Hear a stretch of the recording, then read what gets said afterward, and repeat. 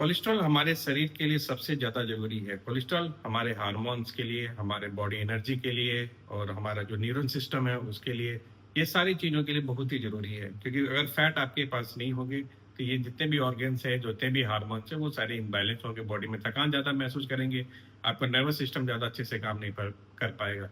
But यही fat हमारे heart के लिए क्यों खराब बन जाता है? आखिर ऐसा क्यों होता है कि किसी के लिए कोलेस्ट्रॉल अगर किसी का हाई है तब भी उसे ब्लॉकेज नहीं है, किसी की नॉर्मल है कोलेस्ट्रॉल लेवल फिर भी उसे ब्लॉकेज है। ये सारे चेंजेस आखिर कहाँ पे और क्यों होता है, इस पे आज समझते हैं। बेसिकली जो बॉडी में कोलेस्ट्रॉल हमारे लिए अच्छा है, तभी भगवान ने इसे दिया हमारे शरीर में, इसकी जरूरत भी है।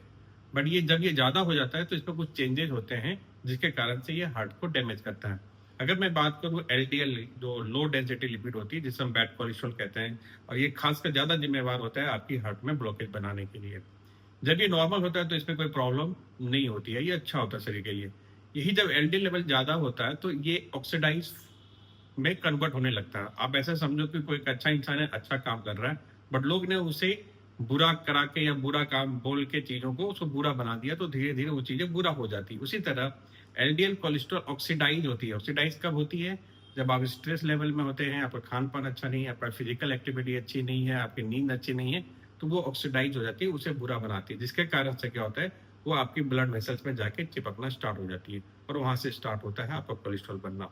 इसके साथ में ये आपकी इम्यूनिटी सिस्टम को कम कर देती है, बॉडी में सूजन पैदा कर देती है, और ये सूजन जहाँ पे होती है वहां पे ज्यादा कोलेस्ट्रॉल जाके जमा हो जाती है।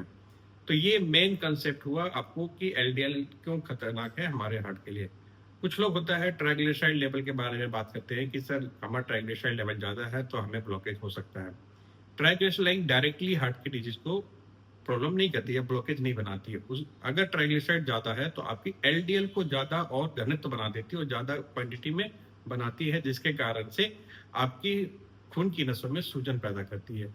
और आप ये समझें कि पहले से एक बुरा इंसान है, दोबारा साथ में कोई एक और बुरा इंसान मिल जाए तो उस चीज को ज्यादा बढ़ा देती है। तो ट्राइग्लिसराइड का वही काम है, अगर ट्राइग्लिसराइड कंटिन्यूसली ज्यादा है तो एलडीएल को बढ़ाने का काम करती है, जो कि ज्यादा कोलेस्ट्रॉल इक्वेशन का फॉर्म होता है।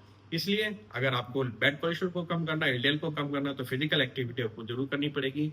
आपको एंटीऑक्सीडेंट हाई फाइबर फ्रूट खानी पड़ेगी, मेडिटेशन योगा करना पड़ेगा और फिजिकल एक्टिविटी करनी पड़ेगी, जिसके कारण से बैड कोलेस्ट्रॉल कम हो सकता है।